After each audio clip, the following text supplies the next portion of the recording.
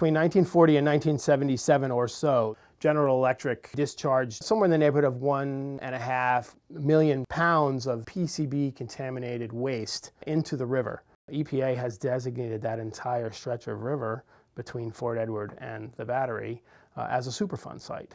My name is David Rosoff. I graduated from Duke Geology Master's Program in 1990. My current position is with the Environmental Protection Agency. I am the on-scene coordinator for the Hudson River Dredging project.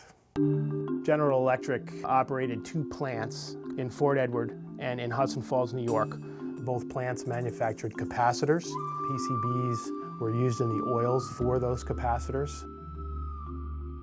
PCBs were banned in 1977, so they stopped using PCBs in their oils. Prior to that, as I said, the waste was just discharged into the river. This waste contaminated the upper Hudson River for about 40 miles to the Troy or the Federal Dam, but also beyond the Federal Dam to the lower river all the way down to the Battery on Manhattan Island. PCBs are a known carcinogen. Most people aren't in contact with PCBs in the riverbed sediments. However, the fish are, and the fish are consumed by people. As a result of heavily contaminated fish in the upper Hudson River, the Department of Health in New York State has issued a ban of all consumption of fish from the upper Hudson River.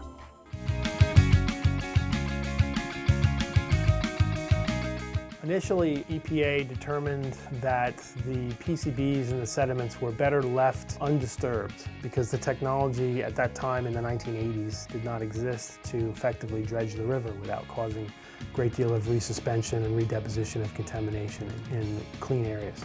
In 2002, EPA revisited that decision, wrote a record of decision to call for the dredging of the upper 40 miles.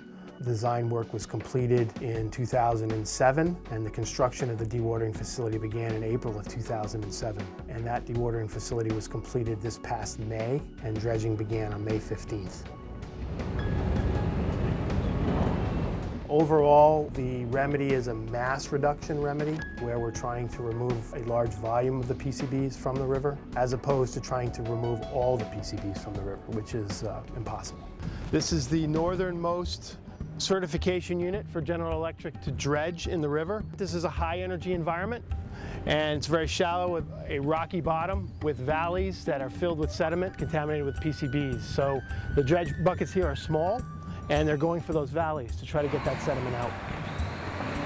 Tugboats will come up here and pick that up when it's full, take it down to a big scow down at the base of Rogers Island, where there's another excavator that can offload these minis into the main, and then when the main is full, they'll take it up to the facility. This is probably the most challenging project I've ever worked on. My education at Duke, my experience at Duke, gave me the confidence, the independence to be able to come into this position and to do this.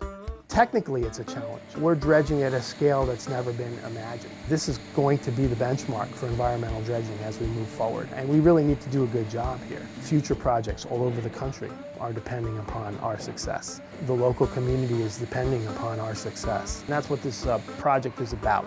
We're in the process of going out there, overseeing General Electric's removal of these PCBs in the sediment via dredging. The hopes of this project are to return the Hudson River to a usable resource.